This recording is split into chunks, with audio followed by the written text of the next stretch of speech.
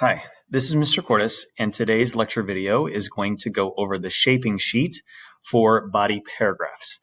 The shapes that you see in front of you are specifically designed to help you identify what goes into a body paragraph so that we are answering and articulating our thoughts properly. There's lots of different types of writing, summary, memorization, profile writing, evaluate. There's tons of stuff. What you see in front of you, these shapes are kind of getting us into the mindset of how do we structure something for literature? How do we balance out our writing so that it hits a standard format? Okay. You have probably been introduced to something like this. This is not new. This is not something that is foreign to any of you. This, ladies and gentlemen, is taking bits and pieces from what you learned in 7th grade and 8th grade and putting them together, because as we move forward, we're going to build upon the feature that you have here. Now, these shapes, okay, you have this document. If this document is difficult, or if using the Kami software for the PDF is difficult, what I'm going to ask you guys to do is to simply rewrite the items into like a table grid. So if you go up to Insert, Table, and then kind of begin to go 2 by 5, you would be able to get, let me come out of here. You would be able to kind of get the same idea. Our goal in this video is just to explain to you what each of these shapes represent. If we were in the classroom, we would use these shapes because each one is very specific. And again, the shapes are just kind of like, okay, I need my red rectangle. What is that? What are the green circles? And we kind of match things up if we are in the real classroom. But I'm still going to use it because it's perfect. It is a perfect way of setting up a body paragraph so that we are analyzing literature, not just necessarily summarizing literature. So the first thing that I want to show you is that these 3 middle shapes, this is like the meat, the chunk. This is the core of what you are writing about. Okay. Let me unplug here and come up over here. If I was going to, oh, I know what we could do. Let's make this a little bit bigger for ourselves. Boom, there it is. Hey, sorry about my face, right? What we have here are the specific colors. So you'll notice that the top and the bottom are blue. The rectangle is red. And the 2 green circles are right there in the middle. The reason why this is the most important part is because this is where we actually analyze our literature. And we're going to build upon this all year. But right now, this is the core of our writing, okay? The top and the bottom, introductory or topic sentences and then concluding sentences, those are needed as well. They're not as important as this middle frame right here. This is where our information comes from. So I'm going to kind of go back and forth. So excuse me as I switch. So looking at this, the red, and if you are able to make it red or on your own piece of paper at home, able to grab some colored pencils or markers, you can do that. This red rectangle, ladies and gentlemen, is where I have my textual evidence or my concrete detail. So this right here is textual evidence. Okay. The reason why it's red and the reason why it's a rectangle is simply because it doesn't move. If I take a quote from a book, I don't change anything about that quote. I keep it the way it is. It's concrete detail. It stays the same. So that stuff comes directly from our text. So if I go over here and I'm over here, you can already see, the sentences that we're talking about. And this is where we're going to take notes. Here's what I'm going to do. Actually, I'll do this. Let's see if I can paint format. Let's see if I can do that. Nope, that's not what I want. Highlight color, I'm going to do red. Boom. All right, not bad. That right there, ladies and gentlemen, this is stuff from the book. This could be dialogue. This could be a quote. This could be, there you go. I'm going to undo that real quick. Stuff from the book, dialogue, quote. Again, this is a textual evidence. So this is stuff straight from the book. So if you're writing about Candy and how Candy is lonely, you'd give me an example of where Candy is lonely straight from the text. Maybe something he says, or maybe a descriptive sentence. This is where this would go right here. Or if I've got this shape in front of me, it would go in here, that red box. And again, in the classroom, I do lots of activities. Okay, let's grab our red pencil and we're going to mark this. So a lot of the colors match the activities that we do. We're online. We're going to make the best of it. Let's go on to some green circles. The green circles, ladies and gentlemen, are commentary. Okay? These are commentary sentences. You would at least have two. For every piece of textual evidence, you should have at least two commentary sentences. Okay? This is what's known as your analysis. This is where you showcase. You're not summarizing your story. You are explaining. You guys see that? Commentary.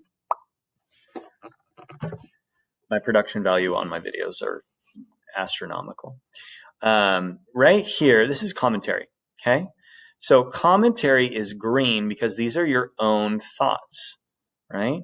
These are your own thoughts. These are referencing to what's going on in our story. So if I'm writing about Candy being lonely, I'm going to say this shows that Candy is lonely, right? So we can use commentary are your thoughts and opinions on the concrete detail or textual evidence. I'm going to abbreviate right there. Okay, and both are the same. Thoughts and opinions on the concrete detail or textual evidence. Now, in this moment, what you can do is you can put together a sentence starter that helps you. So thoughts and opinions on this. What I like to do is I say, this shows that. And anytime, ladies and gentlemen, you need to pause the video so you can write these items out. I am going rather quickly. I apologize about the quickness. But just pause the video, write it in, hit resume. The thoughts and opinions on the concrete detail or textual evidence. So this shows that, and what I can do when I go to do my, when I rewrite it for my final draft, I would take off this shows that later. I would remove that because I don't need that in the story. So this shows that Candy is lonely. Perfect, right? Same thing here. I'm going to use this also shows that. What does it also show? What does it also tell us about the character, the theme, the stuff that we are discussing? Okay. So looking here, I've got the core part. I've got my textual example, my concrete detail, and I've got my commentary. These items right here, that's the meat of it. So if I'm talking about Candy being lonely, let's just use that as an example. I've got an example from the story when he's lonely, and I say, this shows that he is friendless. This shows that he is struggling for companionship. We have referenced already to a web off the word. A web off the word is exactly what it sounds like. A web off the word is generating new thoughts and ideas. It's kind of like a thesaurus. You look in for other words or phrases. So instead of using all 5 of these sentences or all 5 of these sentences and say, he's lonely, he must feel alone, he doesn't have any friends and therefore he's alone. Like instead of using the same word over and over again, we would use a web off the word. So if I was going to have the word, let's say like sad, I could put in other words, right? I could put up upset, depressed, okay, unhappy, right? I add in other words or phrases. I can add in other words or phrases, so I'm not using the same thing over and over again. So when I come to my commentary, you'll notice, look at this, green circle, green circle. So this shows that Candy is, well, if Candy is sad, Candy is upset. This shows that Candy is depressed, right? You begin to add it in there. So if we have other items for loneliness, this shows that Candy is isolated. This shows that Candy is separated from other people because he doesn't feel connected. This shows that he is alone, right? You come up with other words or phrases so you don't repeat yourself, all right? Now, with that being said, you've got the topic sentence and the concluding sentence. The topic sentence helps introduce what the body paragraph is about. It doesn't introduce the story necessarily. It introduces that this is about loneliness. So your topic sentence, which is in blue, okay, let me get both of these right here. Come on. There we go. This is in blue. Where's a good blue? That's a good blue. Same with my concluding, because they kind of like bookend. They kind of help us understand what's happening. So I'm going to go blue again. So this one, your topic sentence, introduces the paragraph topic. So if this topic is about Candy, who is Candy? Candy is the old swamper who lives on the farm, right? Concluding sentences help summarize and restate in a general sense what has happened. So this kind of restates and I won't say reiterates or repeats. It emphasizes. That's the word I want. It emphasizes. It's kind of like that drop mic right at the end. Restates and emphasizes the paragraph topic of loneliness. Okay. And any last ideas or thoughts. Let's put thoughts. I like thoughts. Okay. So, introduction of a paragraph topic, stuff from the book, dialogue, quote, thoughts and opinions. You use the sentence starter. This shows that. And then you come to your concluding sentence. The reason why we have just most of you guys could probably write more than 5 sentences. The problem is we don't want to drift into summary. We don't want to drift into being off topic. We want to solely stay where we want. So these shapes are shapes that stay, and we'll add to the shapes later. But right now what's happening is this is the very basic framework. This is where we have to be in this moment. Okay. So let's take a look. Let's use Candy as an example. Okay. For your Of Mice and Men writing, you're going to either write about George and Lenny or Crooks and Curly's wife. Okay. You're going to pick either George and Lenny or Crooks and Curly's wife. You can't mix and match. George and Lenny actually have a more of an internal loneliness because they have each other, but they can't feel like they relate.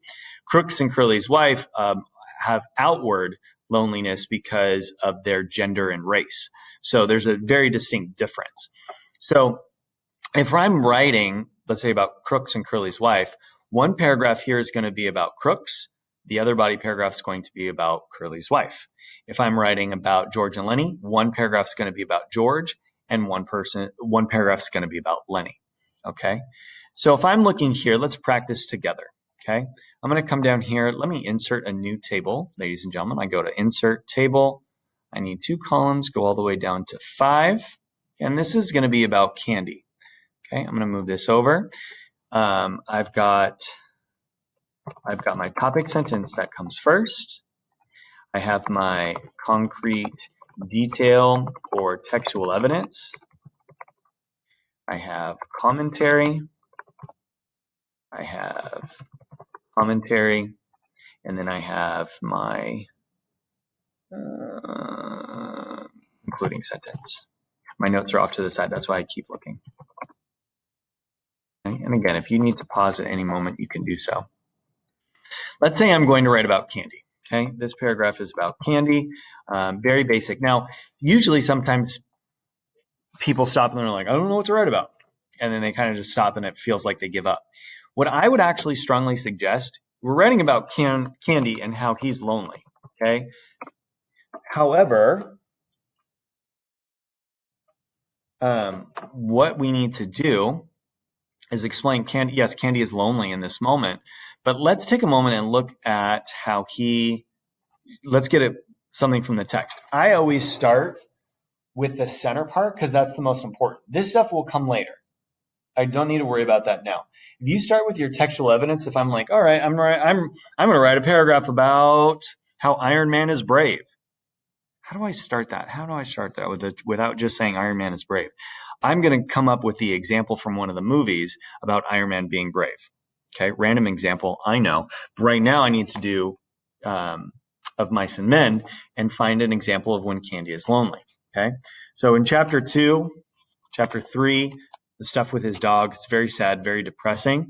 There's a part in there where he says, I should have shot that dog myself.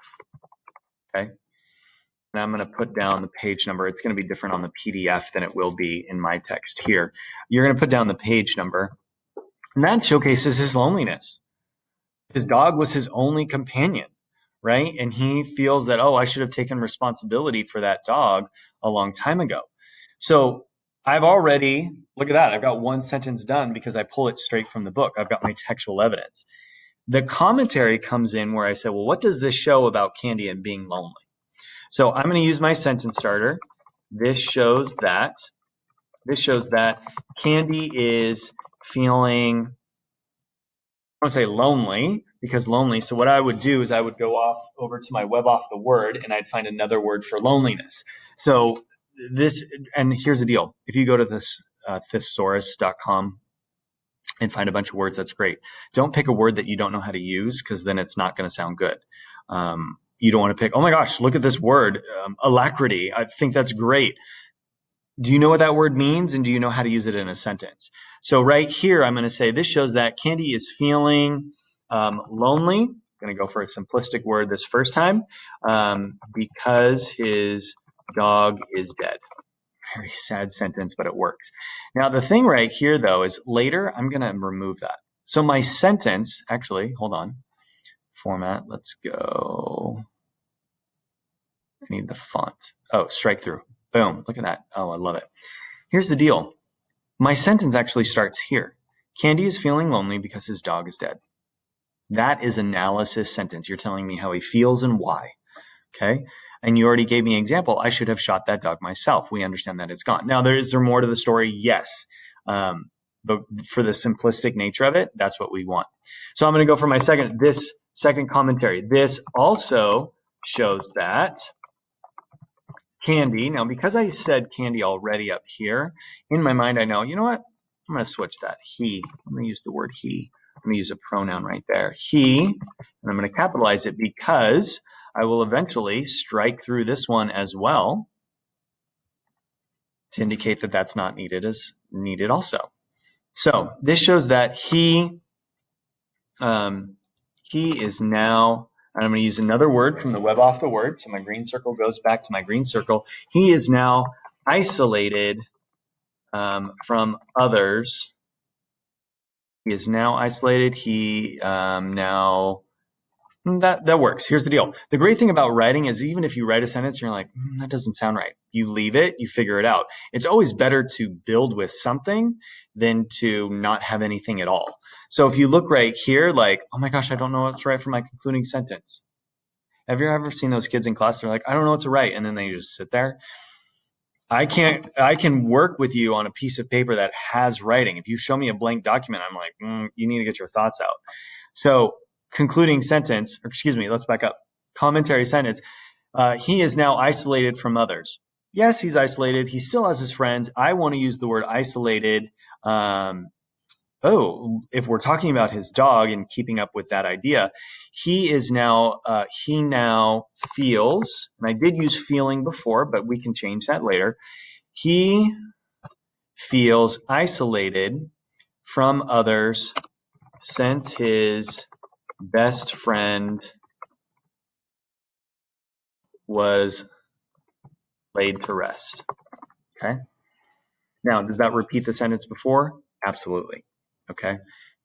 We are trying to communicate how he is feeling. And right now it's just thoughts out of our head. So don't think of this as right or wrong. Think of this as I am brainstorming. I am developing something. Okay. All books are not written the very first time. Like John Steinbeck did not sit down, write out word for word and never go back to change anything. Okay. Whenever you do writing, you go back to change. The big thing I want in this second sentence is he feels isolated, okay, from others since his best friend was laid to rest, okay? Candy is feeling lonely because now notice I've got two different ideas. He feels isolated, which means he feels pulled away, plus lonely. So let's go ahead. We've got the major chunk of our writing. We've got the body pair or concrete detail and commentary. Okay, now we need to add on the topic sentence and the concluding sentence. Let's be super basic. Who is Candy? Candy is the old swamper who lives on the ranch with his old pet dog. Then it goes into, I should have shot that dog myself. Then it says Candy feels lonely because his dog is now dead. He feels isolated from others since his best friend was laid to rest. Okay, so another word for loneliness, let's see here, isolation, melancholy, another word for isolated, another word for lonely, set apart, upset. We could kind of use sad, kind of drifts into that idea. Pushed away, unwanted. That might be another one for lonely. Pushed away, isolated. No, we'll use isolated. Separated. I'm going to use with separated. Because he is separated from his pet dog, Candy searches for new companionship. Because he does go look for a friend in Lenny and in George and in Slim. I mean, he has friends, but not a close acquaintance. Like, he loved the dog, that type of item. So looking here, Candy is the old swamper who lives on the ranch with his old pet dog. Great. Perfect introductory topic sentence. I should have shot that dog myself. Okay, my commentary, Candy is feeling alone. Candy is feeling lonely because his dog is dead. He feels isolated from others since his best friend was laid to rest. Because he is separated from his pet dog, Candy searches for new companionship. Now, when you read it all together, it kind of sounds like, wow, this is really basic. You're kind of repeating yourself. That's okay. The purpose here is to have the components of concrete detail, commentary, because they analyze. They don't summarize. Okay. Summarize would tell me how the events went down, what he did next, retelling me the story. We don't want that. That's a book report. That's summary. That's a long time ago. We're done that. Been there, done that. We are moving on to analytical writing. So we will use this as the basic. So as we begin to write more and more and more, we're going to build on these basic components. Okay. So this shaping sheet, this body paragraph, you'll be seeing this video again simply because it coincides with other items. The shaping sheets, the body paragraphs, the web off the word, those are all terms that we'll use in this class. If you're able to use this document or print this document or just draw it onto a regular piece of paper, you can do that as well. I like the shapes because they match up with the stuff that we did here in the real life classroom. I would always have my students box in red a good quote about the character being lonely. I would always have a circle, like the web off the word green circle matches the green circles. Like, it always just fits in together. The blue, we did our character charts in blue because this stuff can be used. Remember how we talked about the character charts and what the qualities and personality is like? That's where we would get that information. So it all connects together. Okay. If you have questions on this or you're still confused, let me know, message me, and we'll talk through it. Remember, ladies and gentlemen, that this writing is a process, and we're going to go through that process slowly, and we're going to start with these basic 5 sentences so that we can build and grow stronger later. Okay. Remember, you'll need to remember these for the rest of the year. This is stuff that I will always reference back to. This stuff will help us as we get further on into the writing. Okay. If you do have questions, send me a message. Otherwise, I'll talk to you later.